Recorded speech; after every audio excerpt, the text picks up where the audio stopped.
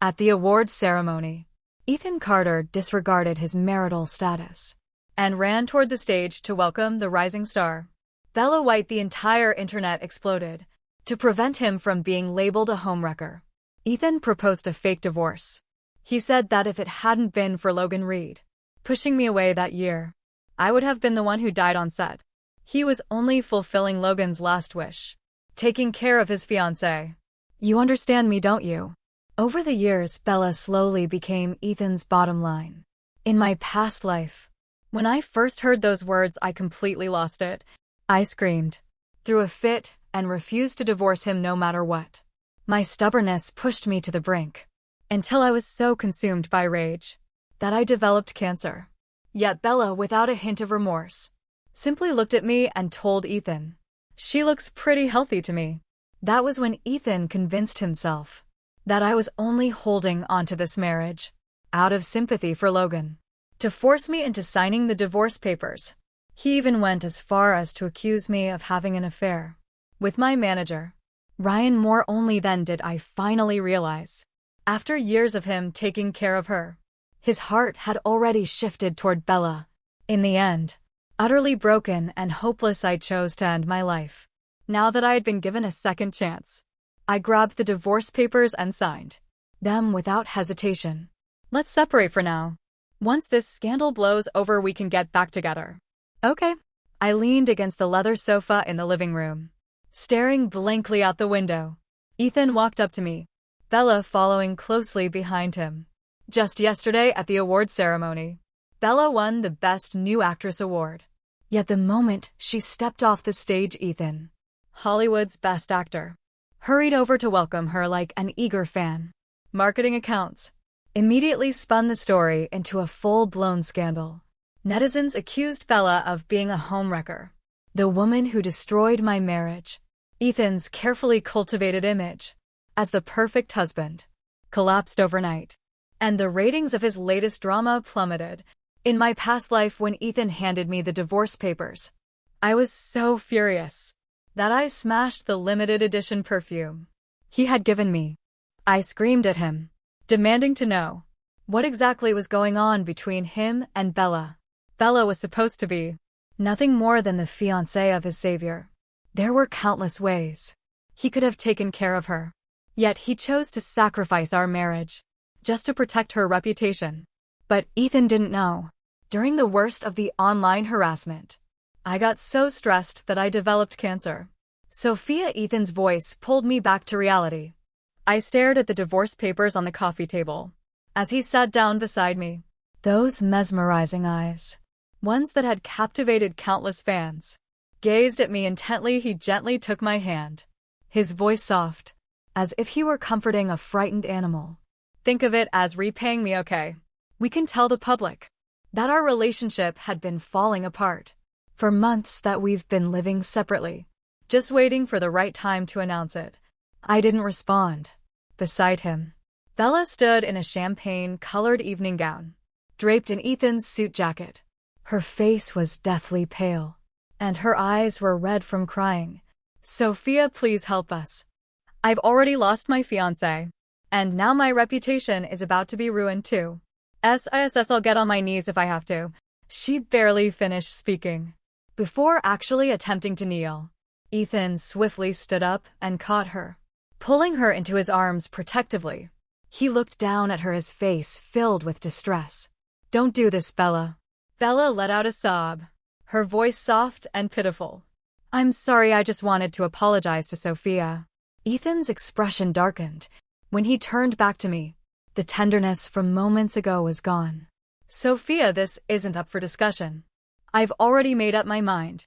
If you refuse to cooperate, don't blame me for what happens next. I met his gaze, calm and steady. He stopped mid-sentence, but I knew exactly what he wanted to say. Sophia, you know how much influence I have in the entertainment industry. I have 100 ways to make you sign this paper. If I leak the right rumors to the media, you won't survive the backlash. That was exactly what he had done in my past life. Back then, fabricated photos of me and Ryan in bed surfaced online, showing so-called intimate evidence. Overnight, I became a shameless, scandal-ridden disgrace. Meanwhile, Ethan and Bella played the victims, acting like I was the one who had wronged them. I consigned, but on one condition. After a long silence, I finally spoke. Ethan lifted his eyes and met mine. Then he nodded. He handed me the pen.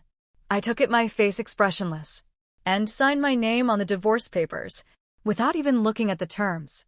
Ethan frowned and asked. I curled my lips into a faint smile but said nothing. He had left almost all his assets to me, just for Bella White to repay. A single life-saving act. Make time to go to the Civil Affairs office tomorrow and finalize the paperwork. All right, I responded. Ethan hesitated for a brief moment as he held the signed agreement, a flicker of confusion flashing through his eyes. But he said nothing. In the end, as they left, Bella turned back and shot me a cold, triumphant smile. Without speaking, she mouthed the words, I won. But so what? I had already lost an entire lifetime once before. This time I was walking away from the fight. Not long after, my phone lit up with a message from Ethan. I'm sorry, Sophia. Once this is over, we can start over again. If it hadn't been for Logan pushing me away that day, I would have been the one to die on set. I was only fulfilling his last wish, taking care of his fiancée. You understand, don't you? Staring at his message, I couldn't help but laugh. And yet tears streamed down my face uncontrollably. It was the same in my past life. To force me into a divorce. Ethan had gotten drunk one night while discussing his plan with his best friend. But what he didn't know was that this friend of his was also close to me. Noah Shaw had tried to talk sense into Ethan, urging him not to destroy his marriage over Bella. And at the same time, he had come to persuade me, telling me that Ethan was a man who valued loyalty and honor above all else. If it hadn't been for Bella's fiancé pushing Ethan out of the way and taking that explosion for him, Ethan wouldn't have everything he has today. Back then, through my tears, I had asked Ethan, there are so many ways to repay a debt. Why does it have to be divorce? Noah fell silent. He had asked Ethan the same question before, and Ethan's response, Bella lost her fiancé. I have to give her emotional support and help her survive this. I've already given Sophia enough love over the years. If I give her a little less now, it won't matter. Because he loved her, so he sacrificed me. How absurd. Fortunately, fate had given me a second chance. Whenever it came to Bella, Ethan never wasted time. That very morning, he had just signed the divorce papers at my place. And, by nightfall, he had already arranged a press conference and sent an assistant to invite me to attend. I hadn't even spoken yet when the assistant, noticing my silence, quickly relayed Ethan's exact, Miss Sophia, it would be best for you to attend this press conference. Not for Ethan's sake, but for your own reputation. I was momentarily stunned.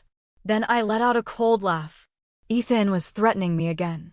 He wanted to use public pressure to corner me, just like last time, smearing my name, forcing me to drown under waves of online abuse, leaving me with no choice but to submit. I could never understand. Did he see me as his wife or as his enemy?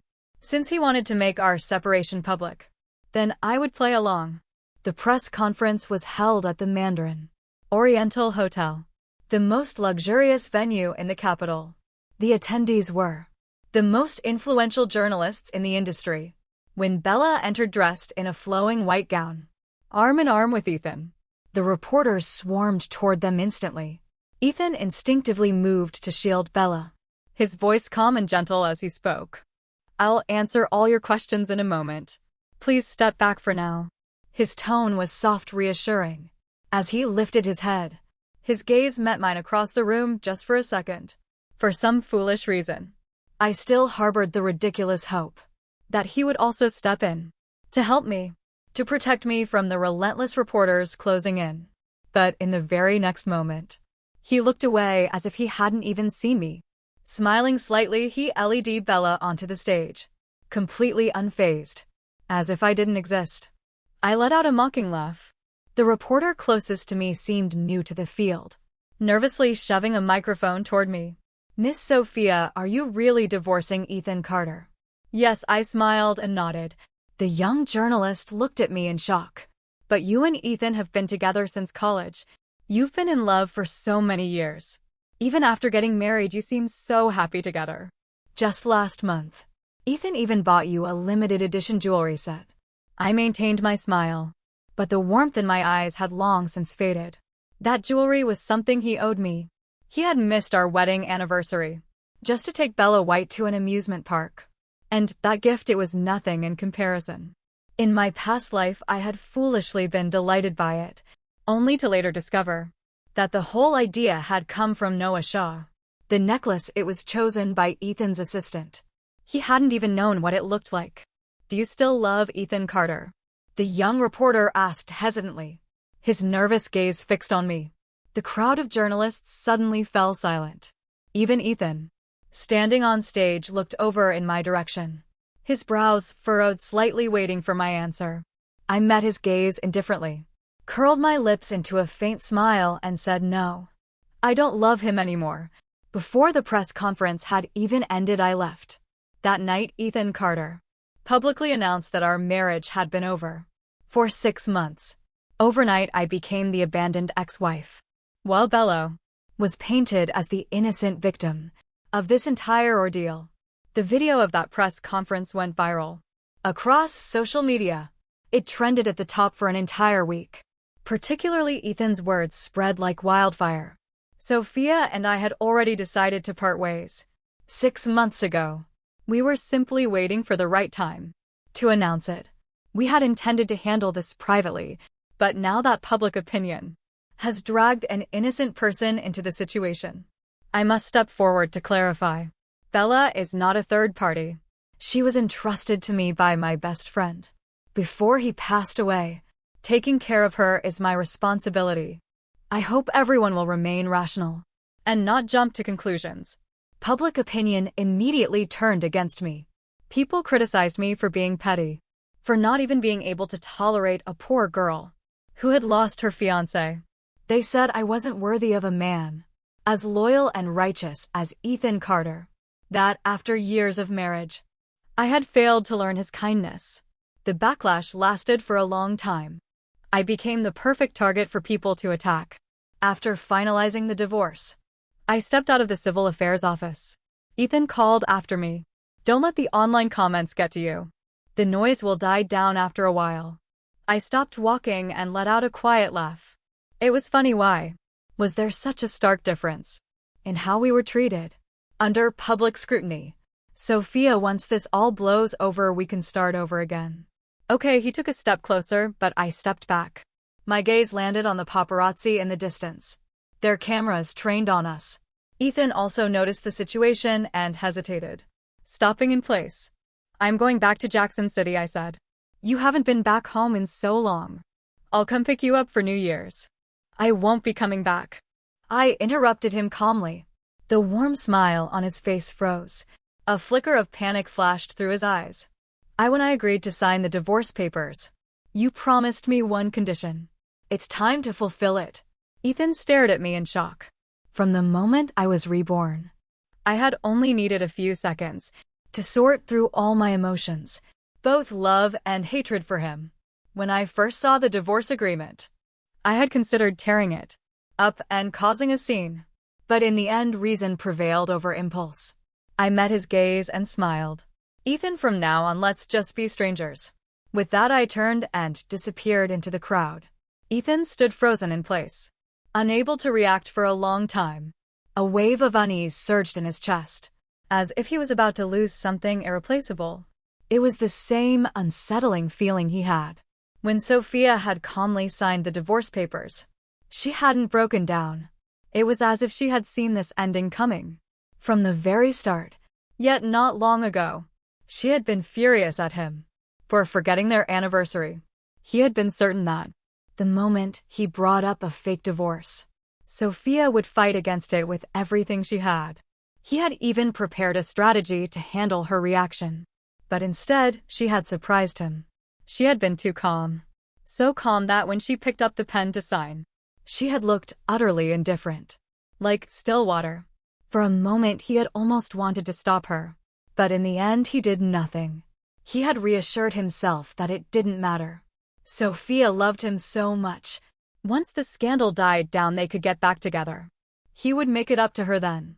But Bella was different. He couldn't let anything happen to her. If it weren't for Logan Reed pushing him out of the way and taking the explosion for him that day, he wouldn't even be alive right now. Before Logan died, he had begged Ethan to take care of Bella. He couldn't be an ungrateful man. Noah Shaw had once asked him if both Bella and Sophia were trapped in a fire at the same time, who would you save? Ethan had laughed at the question, dismissing it as childish. Of course I'd save Bella, he had answered. And then I'd die together with Sophia. Noah had laughed too, but then he pressed further. And what if Sophia doesn't want to die? You can't just take advantage of her love for you and keep making her endure everything. If someone can't feel love, they'll eventually lose hope. Back then, Ethan hadn't taken those words seriously. He had tossed aside Noah's warning without a second thought. Yet, in the end, reality proved Noah right. Late at night, Ethan drove toward the luxury apartment. Since their marriage, Sophia had always lived here. She was a genius pianist. At 10 years old, she had been hailed as a musical prodigy. After playing a Mozart piece flawlessly, everyone had said she would become a legendary master in the world of classical music. And they had been right. But after she got married, something changed. Her music lost its soul. Her mentor had tried to guide her, but nothing seemed to help. Eventually, she stopped playing altogether. She wouldn't even touch the piano. Ethan stepped into the music room. The moment he heard the melody, he froze. The music was soft yet deeply moving, filling the air with an intoxicating beauty. The housekeeper heard it too and walked in. When she saw Ethan, she hesitated before speaking. "Sir," she asked, "when did Mrs. Carter record this piece?" Ethan was silent for a moment before answering. "The day I brought Bella back here." The housekeeper nodded. Ethan wanted to laugh, but he couldn't. Leaving the music room, he returned to their bedroom. He had always told himself this was just a temporary divorce. Once the scandal died down, everything would go back to how it was before. Yet for some reason his heart felt empty. Sophia's words from earlier kept replaying in his mind. He brushed them off as nothing more than angry, impulsive remarks. This place was still their home. She would come back. Knock, knock. The soft sound of someone tapping on the master bedroom door pulled him from his thoughts. Ethan looked up. It was Bella. She stood at the doorway wearing a thin nightgown. A faint blush colored her cheeks as she gazed at him quietly. "It's late. What is it?" he asked. Bella bit her lip. "The paparazzi found out where I live. They've been waiting outside my building all night. Can I stay here for now?" Her voice wavered slightly, her eyes flickering with hesitation. "I don't want to be a bother." Ethan frowned, but eventually said, "It's fine, it's late. I'll have the housekeeper prepare a guest room for you."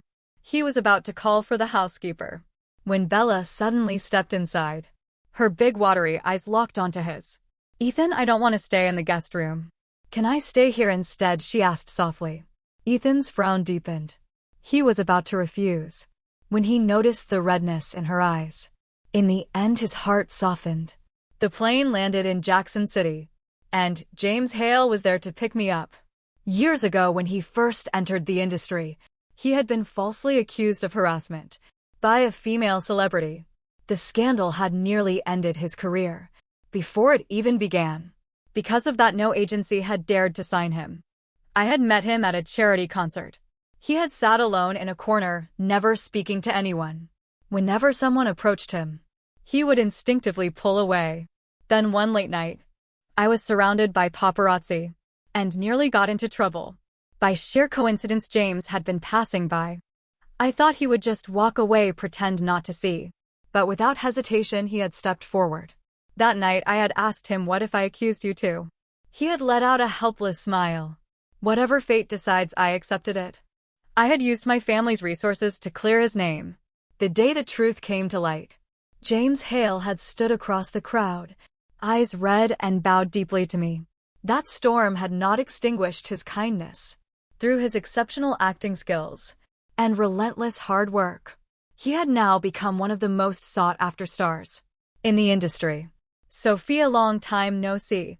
James dressed casually took my luggage from me. I nodded, my nose stinging slightly. After marrying Ethan Carter, I had followed him north to help him expand his career. In my past life, when I passed away, James had been filming in the mountains until the very end. I never got to see him one last time. Are you planning to settle down in Jackson City? This time he asked carefully. I'm not leaving again, James smiled. Chairman Sue knows you're back. He's really happy. I froze, my fingers clenched inside my coat pocket as a wave of bitterness spread through me. Back then, when my divorce from Ethan had become the talk of the town, my father had been heartbroken seeing me suffer. That very night, he had flown from Jackson City to the capital, spending hours trying to talk sense into me. Ethan is too selfish. He wants to repay a life-saving favor. But why does that mean? You have to sacrifice your entire life for it. This isn't gratitude. It's moral coercion. Why should you be the one to pay the price? Sophia, divorce him. He doesn't deserve you. He had wanted to take me back home, but I had refused. I had cried and begged to stay, insisting that I loved Ethan and that I didn't want a divorce. Why should I be the one to make way for his guilt? Even if it kills me, I won't leave. I didn't go in the end. My father had collapsed from a heart attack and was rushed to the ICU.